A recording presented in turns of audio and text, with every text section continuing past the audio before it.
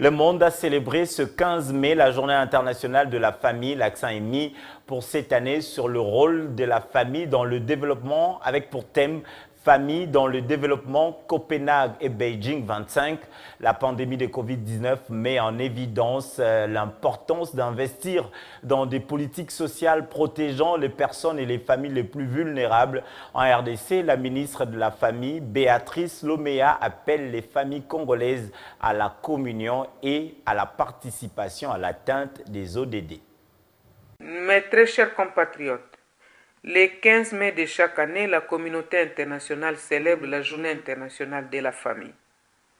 La commémoration de cette journée proclamée par les Nations Unies traduit l'importance que la communauté internationale attache à la famille, cellule de base de toute société, ainsi que l'intérêt qu'elle porte à la situation des familles de toute société et culture dans le monde.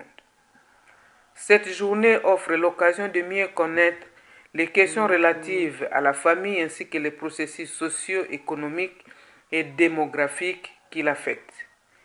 La Journée internationale de la famille nous incite à réfléchir sur la possibilité de mettre en place une politique cohérente en faveur de la famille et en fait de réduire les inégalités.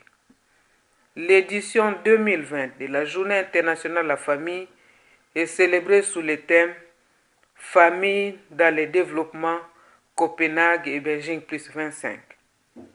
À travers ce thème, la famille est invitée pleinement à participer à l'atteinte des objectifs de développement durable conformément à la déclaration de Copenhague et à la déclaration et le programme d'action de Beijing. Mes très chers compatriotes, en République démocratique du Congo, cette journée que nous commémorons depuis quelques années constitue un moment de communion entre les familles et le gouvernement de la République. À l'image des autres nations du monde, la République démocratique du Congo célèbre l'édition 2020 de la Journée internationale de la famille dans un contexte où l'humanité entière fait face à la crise sanitaire et sociale la plus difficile de ces dernières décennies due à la pandémie au Covid-19.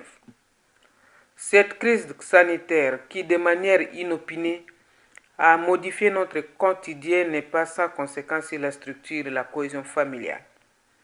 Nous en appelons donc à plus de dialogue dans la famille pour éviter l'accroissement des violences domestiques afin de préserver le climat de paix indispensable aux enfants à ces temps de confinement.